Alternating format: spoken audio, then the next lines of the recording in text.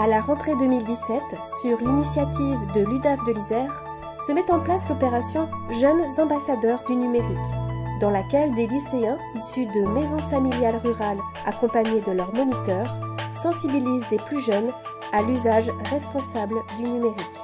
Réseaux sociaux, prévention du harcèlement, fake news, identité numérique, les ambassadeurs parlent de leur vécu et facilitent les échanges avec les jeunes adolescents.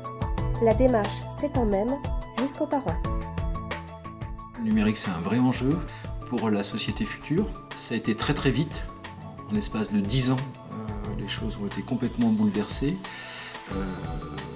Dans les méthodes pédagogiques, c'est aussi un bouleversement.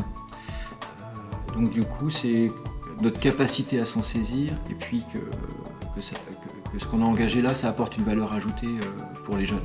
Cette idée de pouvoir dire que des adolescents puissent s'adresser à des plus jeunes pour à la fois eux-mêmes s'interroger sur leur propre pratique dans l'usage du numérique et qu'ils aient cette autonomie et cette responsabilité pour être un peu des ambassadeurs demain, ça peut être quand même... C'est une belle ambition, je trouve. Le postulat que les jeunes maîtrisent mieux le numérique que les adultes, c'est pas tout à fait vrai. En fait, ils sont plus à l'aise sur le côté discussion avec l'appareil. C'est-à-dire ils savent où cliquer, où mettre les doigts. Ils prennent le risque d'essayer sans avoir un recul par rapport aux conséquences que ça peut avoir. Du coup, pour nous, la démarche de s'intégrer dans l'initiative de l'UDAF et des MFR est relativement originale, puisqu'en effet, l'idée c'est quand même de former un public adulte qui eux-mêmes vont former des lycéens, qui eux-mêmes formeront des collégiens.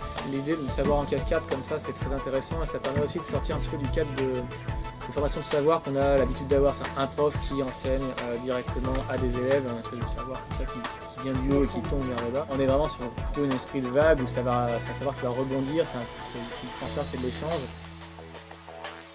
À force de rester scotché devant un écran, par exemple, on ne fera plus d'activités sportives, on ne sortira plus, on parlera que par le biais d'internet ou de téléphone. Et je trouve ça dommage qu'il n'y ait plus ce contact humain entre les personnes. Ouais, c'est une bonne idée que ce soit des jeunes qui parlent à d'autres jeunes. Ça permet déjà de trouver les mots et qu'on se comprend.